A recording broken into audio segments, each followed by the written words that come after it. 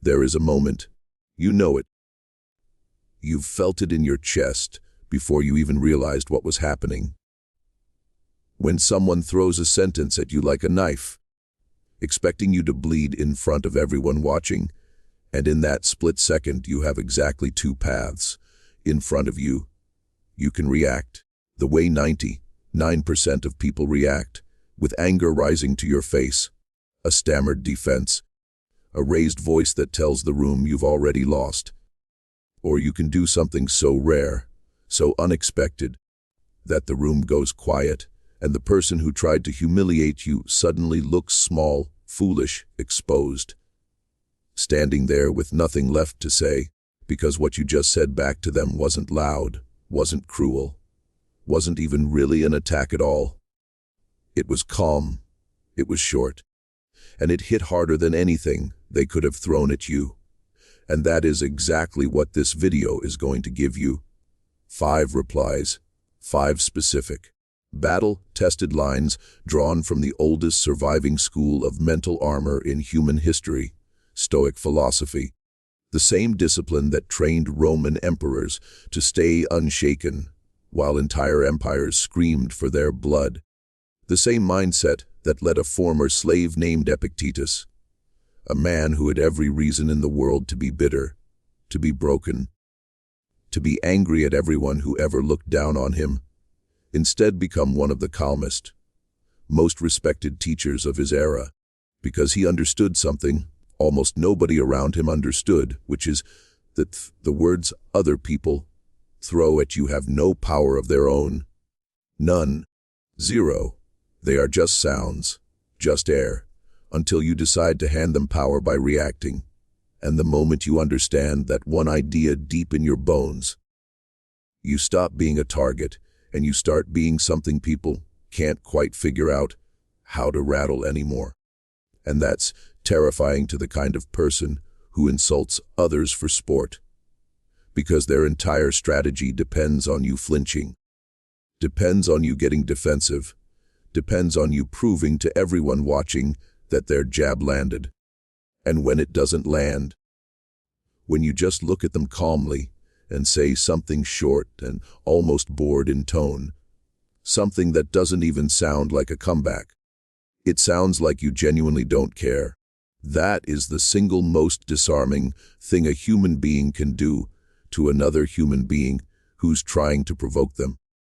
And by the end of this video, you are going to have 5 of these exact lines in your pocket, ready for the coworker who tries to embarrass you in a meeting, the family member who brings up your failures at dinner like it's a party trick, the stranger online who thinks cruelty is clever, the ex who wants to see you break, the so-called friend who jokes in a way that always somehow leaves a bruise. And I want you to notice something before we even get to the first line, which is that not one of these 5 replies is about winning an argument, because winning an argument was never actually the goal. The real goal the Stoics understood almost 2,000 years before modern psychology caught up to them, is that you cannot control what someone else says to you. You cannot control the insult, the tone, the timing, the audience watching. None of that is yours to control. The only thing that has ever truly belonged to you, the only thing that was ever fully within your power from the moment you woke up this morning, is your response, your internal state, the version of yourself you choose to be in that exact second someone tries to knock you off balance. And once you actually live inside that idea instead of just nodding along to it, something strange starts happening to the way people treat you. Because bullies, manipulators, people who thrive on getting a rise out of others, they can smell reactivity the way a predator smells fear. It's an instinct. And the second they sense you're rattled, they escalate. They push harder, because it's working. But the moment they sense that nothing they say actually reaches you, that you're standing there like still water, while they're throwing rocks that just sink without a ripple, They lose interest almost immediately, because there's no game left to play. And this is why the first reply we're about to break down, one used by Marcus Aurelius himself during his years as Emperor of Rome, a man constantly surrounded by flatterers, enemies disguised as friends, and endless political attacks, works so well because it doesn't argue, it doesn't defend, it doesn't even acknowledge the insult as something worth acknowledging. It simply redirects the entire emotional weight of the moment back onto the person who tried to create it in the first place. And when you hear the actual line, the exact phrasing, you're going to realize you've probably heard weaker, clunkier versions of it your whole life without ever understanding why the real version, the Stoic version, lands so differently. So if you've ever walked away from a conversation, replaying it in your head hours later, thinking of the perfect thing you should have said, wishing you'd had something ready in that exact moment instead of freezing, this is the video that fixes that permanently, because what you're about to learn isn't a script you memorize and forget. It's a shift in how you see conflict itself, and once that shift happens, you genuinely stop needing to win anything, because you already have, simply by refusing to hand your piece over to someone who didn't deserve it. And in part 2, we're going straight into the first reply, word for word, plus the exact situation Marcus Aurelius used it in, and why it still works flawlessly on modern bullies, coworkers, and toxic family members almost 2,000 years later. So here it is, the first reply, the one Marcus Aurelius essentially lived by during years of being surrounded by senators who smiled to his face and plotted behind his back. And the line, stripped down to its simplest modern form, is this: someone insults you, tries to provoke you, says something designed to make you feel small in front of others. And instead of defending yourself, instead of explaining, instead of raising your voice even slightly, you simply say, "That's one way to see it." And then you stop talking. You don't add anything else. You don't soften it with a nervous laugh. You don't explain what you actually meant. You just let those 5 words sit in the air like a closed door. And if you've never tried this before, you have no idea how much power sits inside a sentence that short, but it does, psychologically, is refuse to fight on the other person's chosen battlefield. It doesn't confirm their insult. It doesn't deny it either. It simply acknowledges that they have an opinion, a small, almost dismissive acknowledgement, the kind you'd give to a stranger's comment about the weather.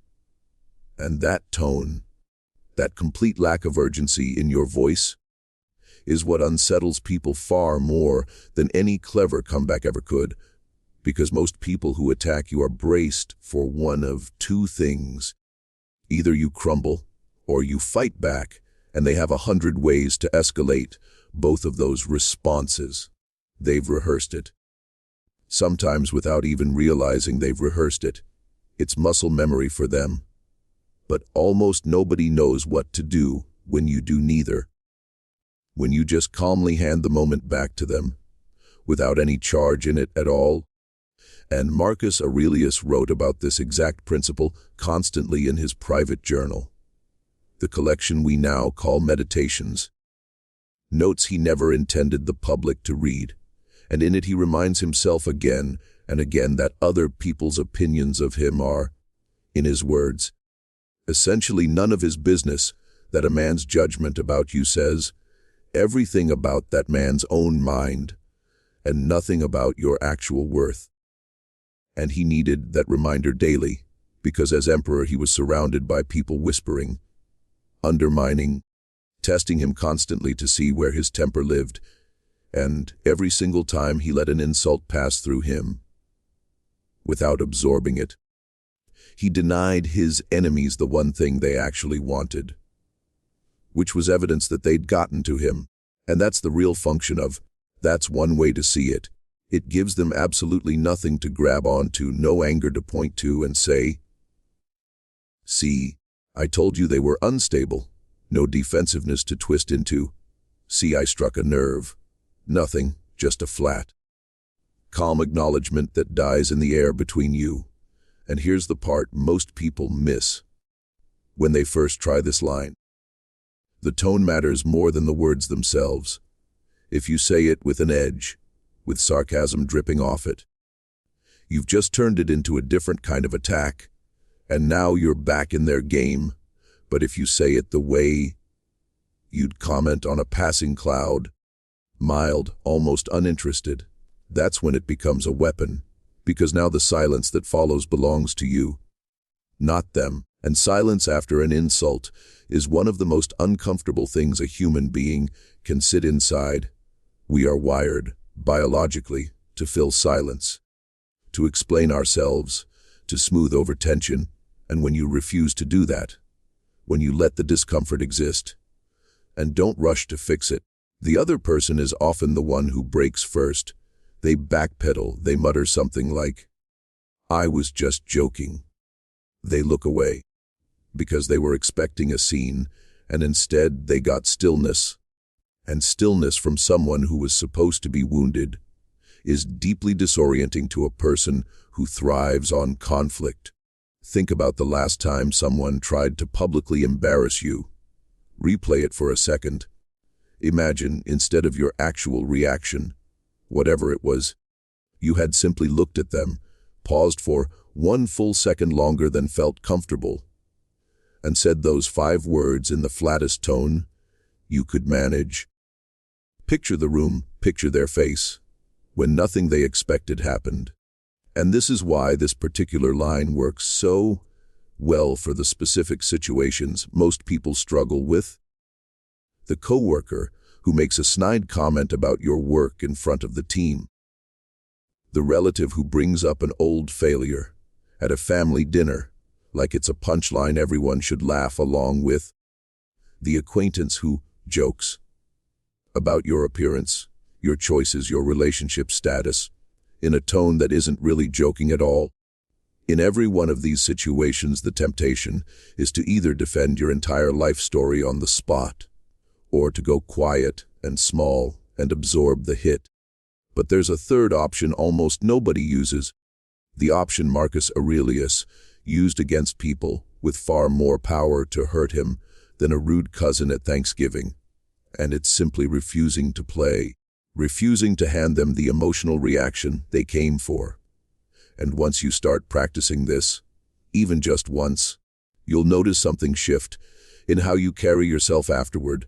Not smugness, not superiority, something quieter than that, a kind of settledness, because you'll realize you just walked through something that used to knock you flat.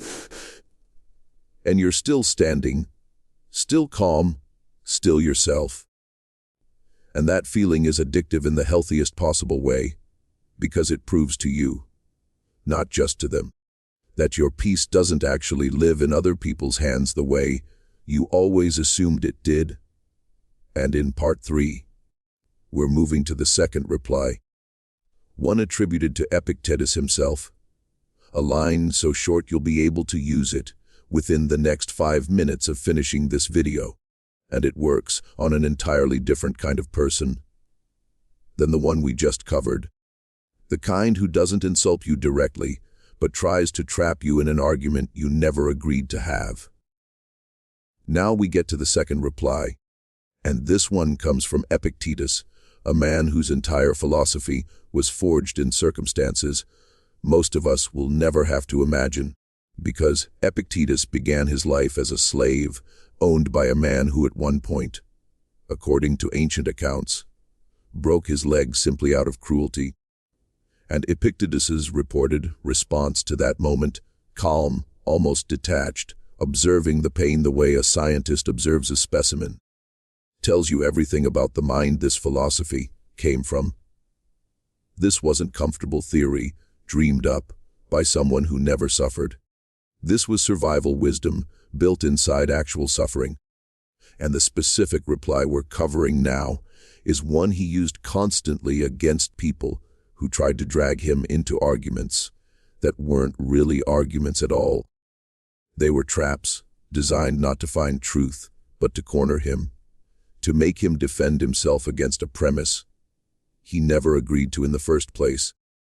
And the line is this: when someone says something loaded, something designed to bait you into a defensive explanation, something like, "So I guess you think you're better than everyone else now," or, "Wow, must be nice living in your perfect little world." Instead of explaining yourself, instead of listing reasons why that's not true, you simply respond with, "Maybe you're right." And then, just like before, you stop. You don't chase it with a joke. You don't chase it with a, "but actually." You let it sit there, and I want you to notice immediately how different this feels from actually agreeing with someone. Because it's not agreement. Not really, it's refusal. A refusal to accept the terms of the trap they just set for you. Because here's what's happening underneath an insult like that.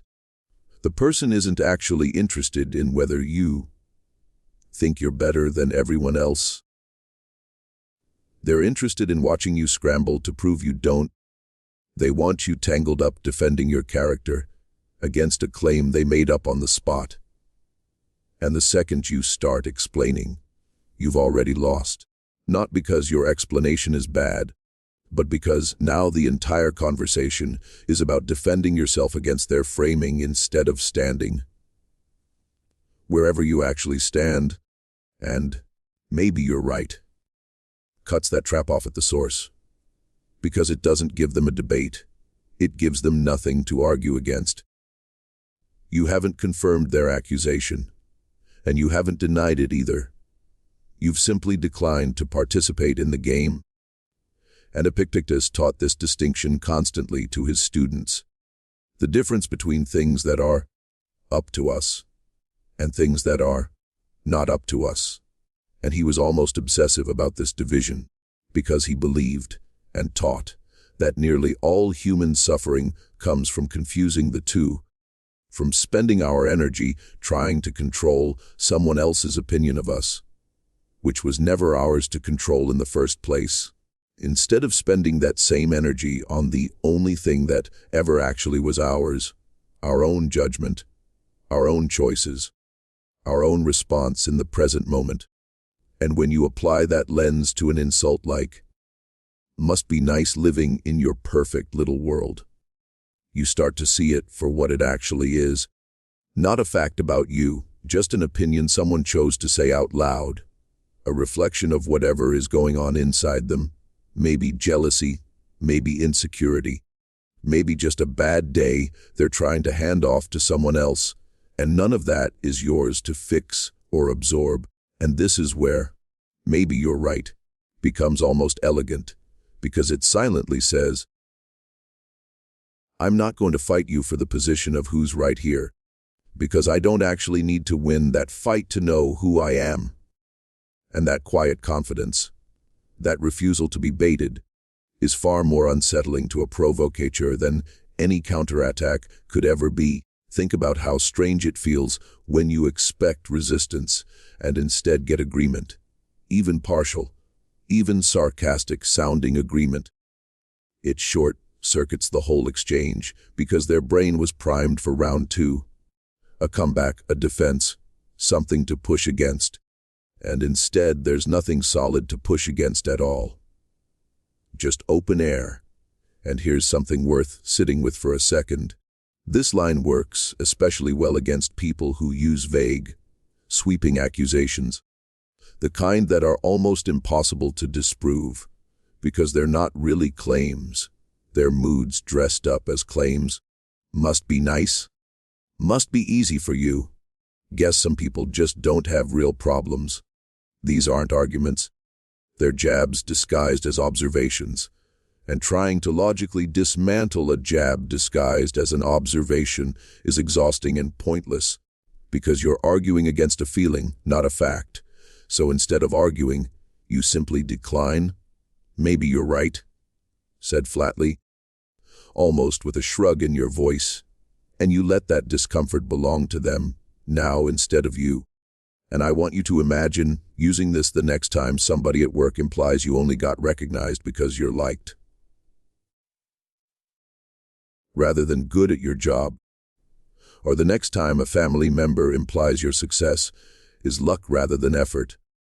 Imagine just saying, maybe you're right, and moving on with your day completely undisturbed.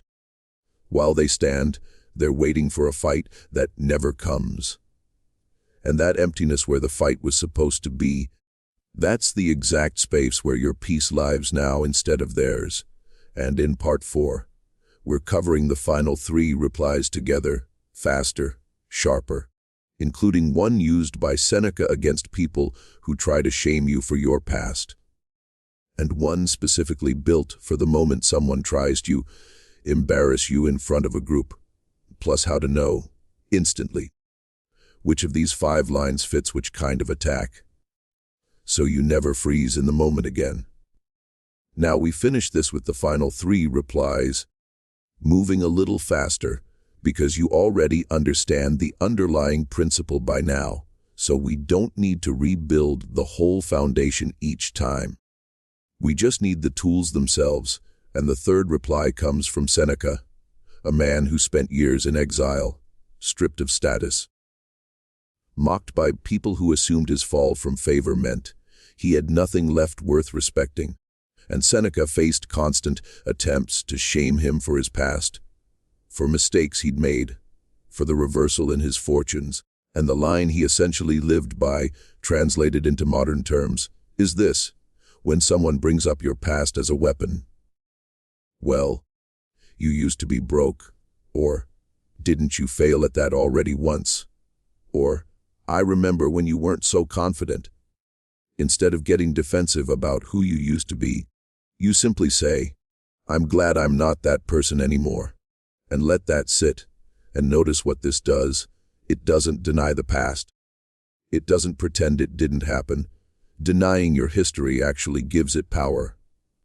Because now you're hiding from something, but owning it, calmly, almost with gratitude, takes every ounce of ammunition out of the other person's hand, because their entire strategy depended on you being embarrassed by who you were, and instead you've just told them, in 8 words, that you already know that story, you've already made peace with it, and it doesn't sting the way they hoped it would. Seneca wrote extensively about this idea that time moves forward, and so should our identity. That clinging to shame about a former version of yourself is its own kind of self-punishment, one you don't owe to anyone, especially not to someone using your past as a cheap shot in the present. And the 4th reply is built specifically for the moment that feels the most dangerous of all, the public one. Someone trying to embarrass you not just to your face, but in front of a group, at a party, in a meeting, at a family gathering. Because group humiliation carries an extra layer of pressure, the audience, the eyes on you, the silent expectation that you'll either crumble or fight. And this is where the 4th line becomes so useful. Because when someone says something designed to get a laugh at your expense in front of others, you don't address them at all, you look at the room calmly, almost warmly, and say, I'll let you all enjoy that one. And then you simply move on with whatever you were doing. And the reason this works so well in group settings specifically is that it does something almost nobody expects. It acknowledges the attempt at humor, without giving it your discomfort as fuel. It's almost generous in tone, as if you're allowing them their moment, rather than being wounded by it. And generosity in the face of an attack is deeply confusing to someone who was expecting you to shrink. Because now the group's attention shifts, subtly, away from your reaction and onto the fact that you didn't seem to need one. And the 5th and final reply is the simplest of all 5, and honestly, the one you'll use the most often once you start paying attention to how frequently people try to provoke a reaction out of pure boredom or habit, and it's just 3 words, noted. Anyway, and then you pivot immediately to whatever the actual topic was supposed to be. This one is less about disarming cruelty and more about refusing to let low-stakes jabs derail your entire day. The passive, aggressive comment from a coworker in a meeting. The backhanded remark from an acquaintance.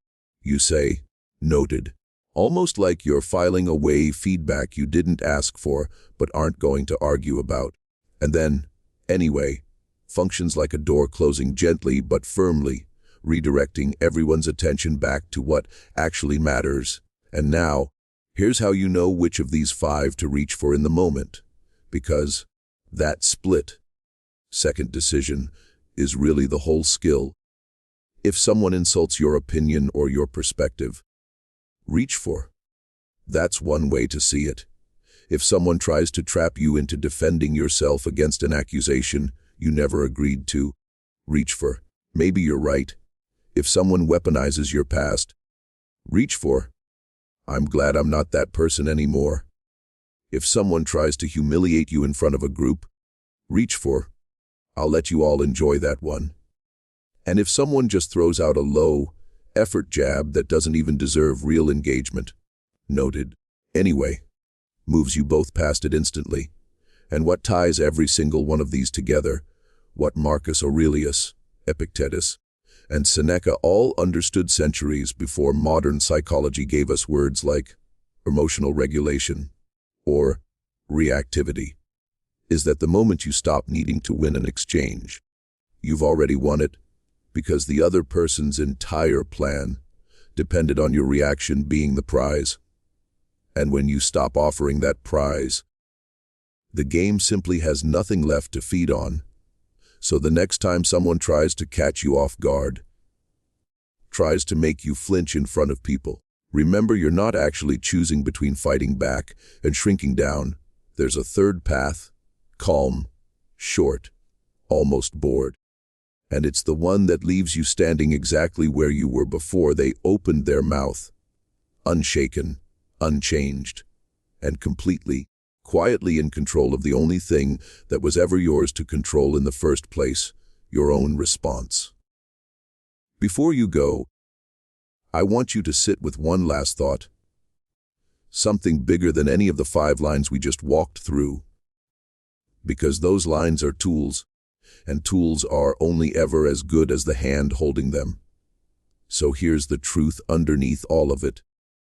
None of this was ever really about winning arguments, embarrassing the people who try to provoke you, or proving a point in front of an audience.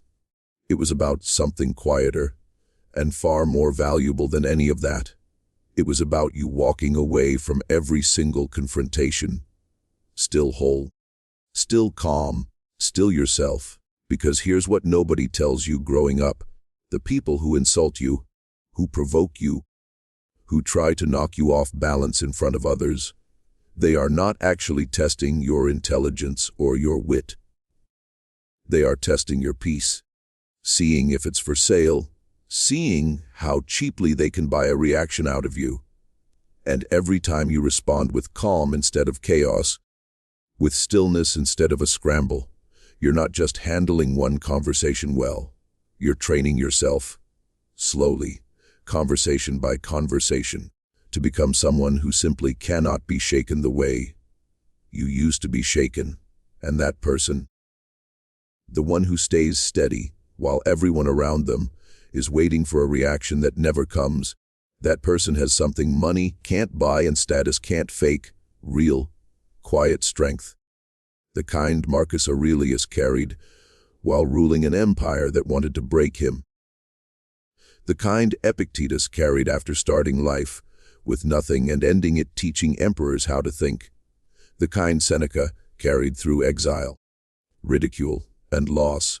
And if a former slave and a Roman emperor could both arrive at the exact same truth from opposite ends of human experience, maybe it's worth believing them. So the next time someone tries to get under your skin, remember, you don't owe them your composure, but But you also don't have to hand it over just because they demanded it. Stay calm, stay short, stay unshaken. And let your silence do what 1,000 angry words never could. And if this actually helped you, if you can already picture the moment you're going to use one of these, let me know in the comments which line you're keeping in your back pocket. And if you want more of this, more real Stoic tools for real modern situations, you already know what to do next.